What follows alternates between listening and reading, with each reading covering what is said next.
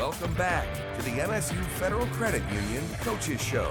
Welcome back. Michigan State's game against Central Michigan was the first football game on campus since the tragic shooting in February, and it hit very close to home for UConn transfer running back Nate Carter. Our Ian Kress shares his story and how his platform was able to transform one of the victims' lives.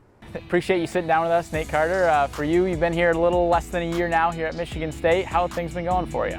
Things have been great. You know, for the last 8 months, I can say it's been the best 8 months I've ever been part of in my entire life. You know, coming here was just a huge blessing to me. Being a part of this Michigan State football team, being here on the campus, seeing all these people around, having family and friends, and meeting a lot of new people. I mean, it's just been great, and I've really enjoyed my time here. What went into the decision to transfer from UConn, and why did you decide on Michigan State?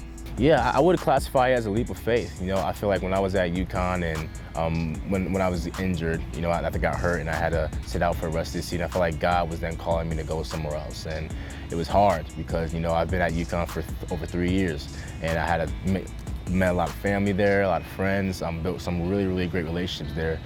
So for me to kind of remove myself from that, it was a leap of faith. I had to really trust in God to be like, hey, I'm going to trust in you and kind of get out of my comfort zone so I can do what you called me to do. And even throughout the process, God really just opened my eyes up to a lot of doors and opportunities. And I was just praying, hey, all right, Lord, what do you have for me? You know, what schools do you have for me to go to? Where do you see me making a big impact? Just listening to you talk and seeing things that you post on social media, you are very open about your faith and your trust in God. Where did that sort of start for you? Well, I always grew up in the church. You know, my mother and my father were believers. My father's a pastor back in my hometown, Rochester, New York. So I've always grew up around a Christian household. I saw there's one quote that I think resonates to a lot of people right now. It says, our spiritual growth is like going to the gym. It's hard to get in shape if you only work out once a week.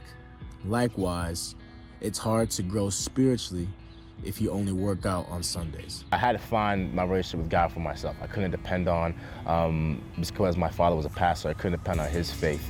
I had to find my own relationship with God. And I found that, you know, when I did do that, that I had so much more joy, so much more hope about life. You know, this life is very short, you know, and I think a lot of times we take that for granted. And, you know, it's just me being in a relationship with Christ.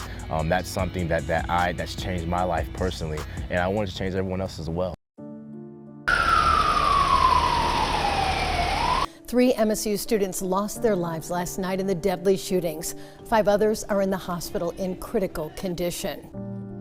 The shooting on Michigan State's campus took place less than 2 months after Carter arrived in East Lansing. No one ever wakes up expecting to go to class and that happens, you know, and it was definitely a tough time for our campus. There's John Howe, a recovering victim. One of those injured in the shooting was international student John Howe, who was left paralyzed from the chest down. Howe's roommate at MSU was international student Arjun Chen, who just so happens to go way back with Carter. We were high school buddies all the way back in high school when he lived with me as an exchange student. So like I said, when God works all things together for the good, like it says in the verse, you know, it's crazy how I transferred from UConn to come to here, you know, and me and Arjun kind of connected back, and then 2 months later that happened, and it so happened that it had to be his roommate. After the tragedy, Arjun decided to start a GoFundMe for his roommate.